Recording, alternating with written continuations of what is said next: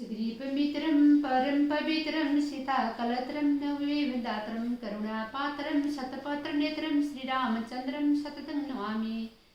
मेरे प्यारे भाई बहनों धर्मजनों, आज मैं गीता के छठे अध्याय का थोड़ा सा संक्षिप्त में कहना चाहती हूँ। आज अमल की एकादशी, इसलिए एकादशी के दिन में गीता कहना सबसे अच्छा भी है। श्री विष्णु भगवान सबसे पहले अमला की सृष्टि आज ही के दिन किया था, इसलिए अमल की एकादशी है। जो आज अमला की पूजा करते हैं उनको सर्वश्रेष्ठ कर्म धर्म मिलता है। श्री भगवान जी ने बोले, हे अर्जुन, जिसने कर्म फल को त्याग दिया हो उसी को सन्यासी कहते हैं। जिसने अलौकिक धर्म को, अलौकिक यज्ञ त्याग दिया उसी को नहीं मिलता है, योग नहीं मिलता है। जिसने अपने मन के स्वाधीन कर लिया है वही अपना हितकारी है। जो अपने क्रोध को त्याग नहीं दिया वही अपना शत्रु है। इसलिए है अर्जुन, जो मुनि योग चाहते उन्हीं का साधन भी कर्म ही है।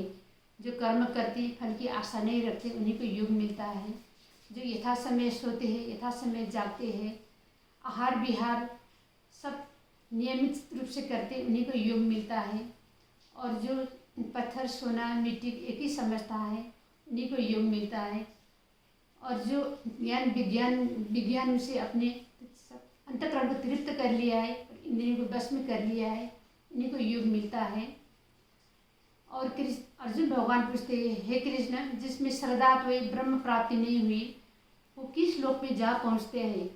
तब फिर कृष्ण भगवान कहते हैं, महाबाहु, जिसमें धर्म करते करते मेघ के जैसे छिन्न भिन्न तो नहीं होते, नष्ट नहीं हो जाते, वो फिर पुण्यात्मा के लोकों में जाकर रहते हैं और दूसरे जन्म में धर्मवान के घर में जन्म लेते हैं और धार्मिक आदमियों के घर में जन्म लेते हैं। ऐसा जन्म पाना भी मनुष्य के लिए दुर्लभ है। और फिर पहले जन्म का अपना सब रीति रिवाज से पूरा करते हैं। इसलिए अच्छा कर्म करने वाले मनुष्यों को अच्छा ही काम मिलता है, उनको परम गति मिलता है। और जिसको परम गति होना है उनके कर्म ही करना है। कर्म बगैर योग किसी को नहीं मिलता है। और श्री कृष्ण भगवान बोले, हे भगवान, हे अर्जुन, ऐसा आप करते रहो, आपको योग प्राप्त होगा। फिर अर्जुन ने कहा, हे कृष्ण, आप कहते हैं ऐसा ब्रह्म प्राप्ति के लिए, लेकिन मन को बस में करना तो मेरे लिए वायु को बांधने के समान होता है। मन बिल्कुल कंट्रोल नहीं होता है, इसमें मैं क्या करूं।